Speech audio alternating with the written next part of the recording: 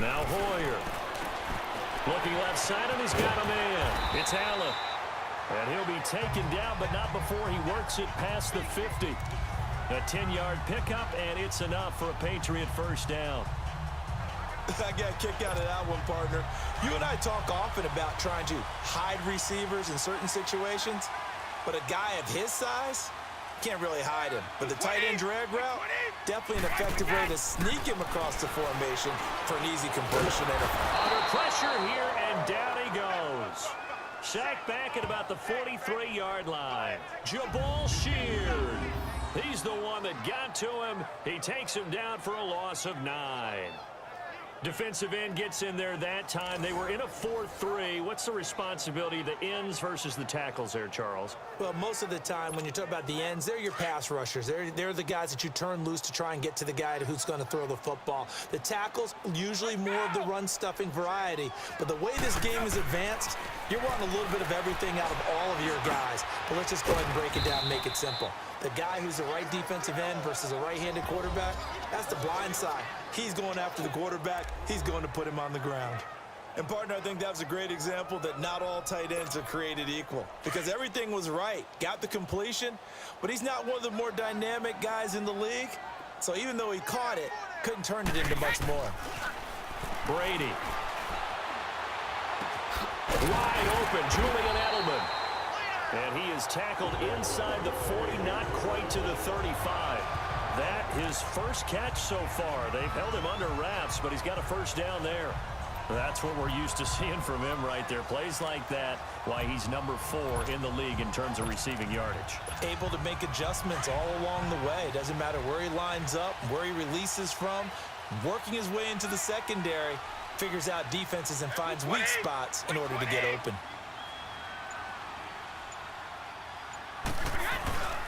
Now Michelle. Ooh, the juke. Oh, and now he bowls him over. And able to break one tackle, but then quickly brought down. But a nice little gain.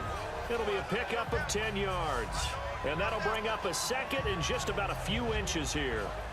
Looks to me like maybe there's a little attrition setting in with this drive.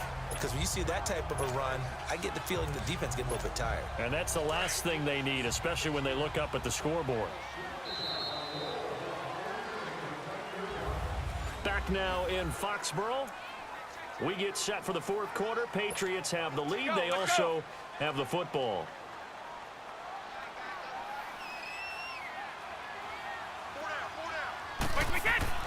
Now Brady throwing on second down. Throw left side complete. That's Allen. And he'll be brought down at the 21, just shy of the 20 in the red zone. They call his number again. It's his 6th catch and a first down. Brady's got his guys 1st and 10, and he's 4 for 4 now, throwing the ball to start the drive. Throwing on first down, it's Brady. Rush coming, and he's taken down.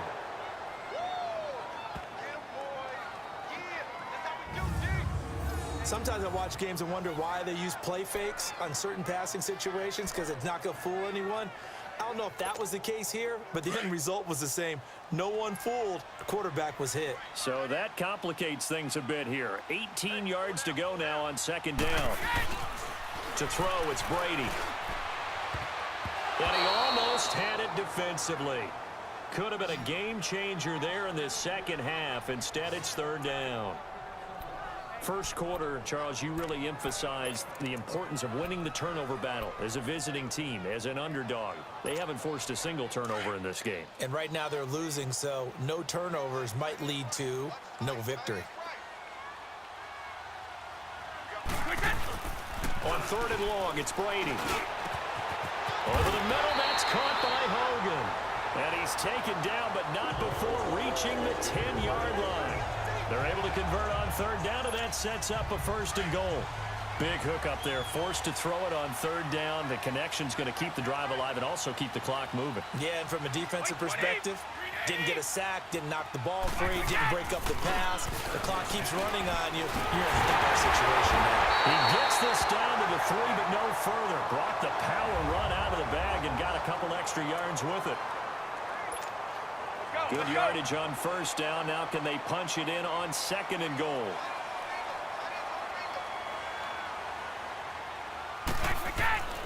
They'll try and pound it in with Burkhead.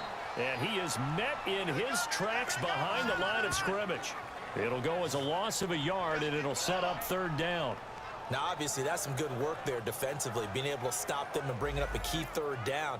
But if you're on the offensive side of the ball, there's an opportunity, because I know what defensive guys are thinking right now, to stop them, get to the ball. That means they might not be sound defensively. There could be some opportunities. And you said key third down. Highlight that word. Put it in bold. And this is caught by Allen. Touchdown, New England. Dwayne Allen, his 4th touchdown on the year. And the Patriots add 6 to their lead. And he is a reliable target. They like to get him involved. They got him involved there for the score. And they should. He's a very good player. Remember, they can use him in certain positions, so many different spots, and he usually comes through for them.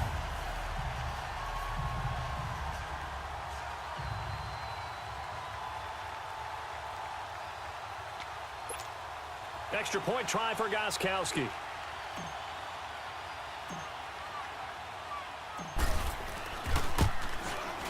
Gostkowski with the extra point, and that'll make the score 14-0. That one was an extended drive, 14 plays all told, and it ends with a New England touchdown.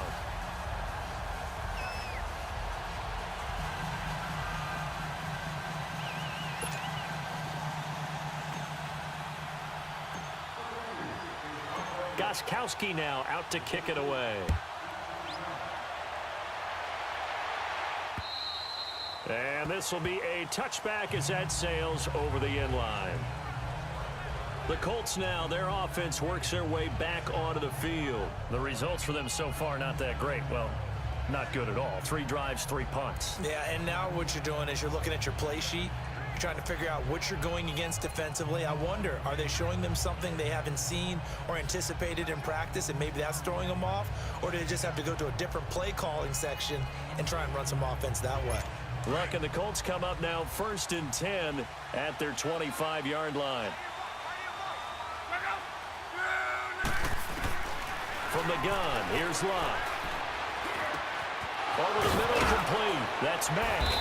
And he's brought down after a very nice gain. A really nice gain of 25 yards. Nice game there, partner, but you and I both know that won't do anything for the final score. They're not going to win this one. Right now, they're playing for pride and fantasy points. And just to erase that goose egg, nobody wants to be shut out.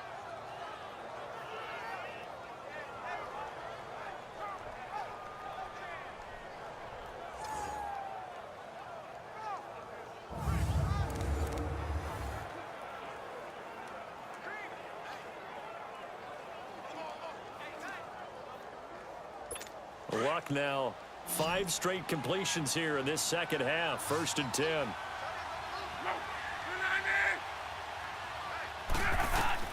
From the 50, it's Luck. Looking left side, and he's got a man. That's Doyle. And they'll get him down as he's inside the 40. Another good reception there. The Colts on the march.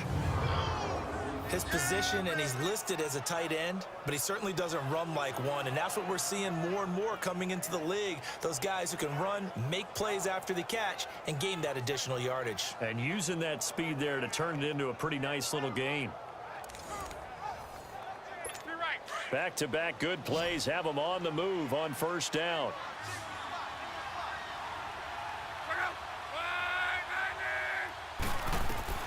Now a 1st down throw. Locke. Looking right sideline, but it's incomplete. Well, not to get too overcritical there because he knows what he's doing, but his shoulders looked a little off kilter there when he threw that. I don't think you're being overly critical there. You're just analyzing it, and he gets those shoulders right. That pass will go from incomplete to complete. And now, defensively, they're going to burn their first timeout. Remember, they get an extra time built in coming up here shortly at the 2-minute warning.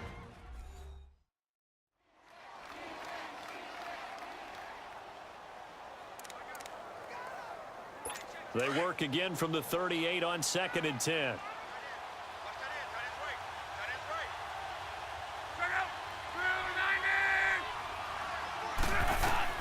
On 2nd and 10, Locke. And he goes down. It's a Patriot sack. Dante Hightower in there to get him for his second sack of the night.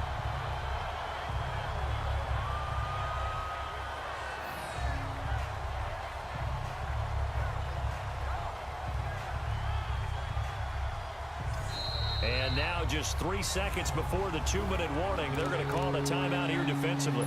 Luck and the Colts looking for something big here after the sack. This is 3rd and long.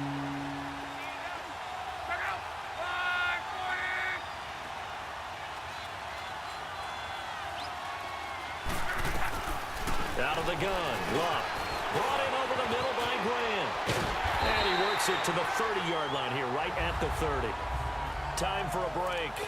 We'll come back and see this one out after this. So the Colts in possession of the football as we get you reset.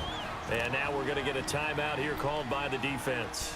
It'll be their 3rd and final timeout, so as they talk things over, we'll step aside. And they're indeed going to go for it here on 4th down. So trailing here in the last quarter, let's see how this plays out.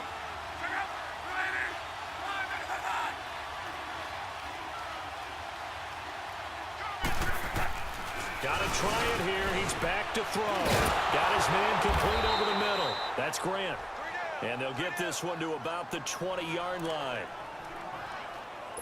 Finally, a first red zone opportunity for these guys.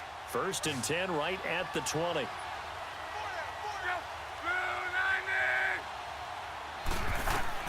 From the red zone now, Luck. And a scary incompletion, almost picked off. It would have been their first INT of the game. Instead, 2nd down. I'm not even sure I know who this guy is out there playing right now. This is very unlike him, one of the most accurate guys in the league. Totally off his game right now. I don't know. I was going to ask you what you pin it on, but defensively, they've been pretty solid. But sometimes, you know, those defenders, they get into the receivers pretty well, and if they chip away at their timing, it's going to affect what you're doing throwing the ball as well. They try to throw on 2nd down, but this one is incomplete. I know coaches tell us all the time that having a powerful arm isn't the #1 thing they look for in a quarterback. But when you're trying to throw inside routes and you need to put some heat on it, it helps have the big gun. In this case, just a little bit too much. Here's Luck. And they're going to get him. He's sacked back around the 28. Derek Rivers in there to take him down, and the clock will roll. Desperation time for Luck on 4th down. And he's got Rodgers. And he'll get into the end zone. Touchdown, Indianapolis. Eli Rodgers, his 3rd touchdown now on the year. And the Colts able to get this back within a touchdown. I'm not sure win-win is the proper term here, but it certainly felt like it. They got the touchdown they needed, but if I'm on the defensive side of the ball, okay, you got the touchdown, but it sure took you a long time. Yeah, because offensively, there, you're probably hoping for a 1 to 5 play drive. That one ate up a little more time than they were hoping. You're exactly right, and if you have that 1 to 5 play drive, you actually build up momentum and even more hope. When they had to slog their way downfield, they got the touchdown, but it's almost like, yeah, you know, doesn't feel right. Exactly. So a 7-point game, they'll need a recovery, the touchdown, and an extra point to tie. And this is secured by the Patriots. And trotting back onto the field here now, Dwayne Allen. And we see here the productivity certainly has decreased from the start of the game, but sometimes people forget these tight ends, they can do more than just catch the football. That is so true, because now when things start to happen and you're not getting the ball as much, maybe you change your focus on the game. Maybe you become a very good decoy. Maybe you block a little bit more. But sometimes you have such a great first half, you expect it to continue to roll, and it doesn't just happen that easily in the second. Now they have been able to shut him down, at least as of late.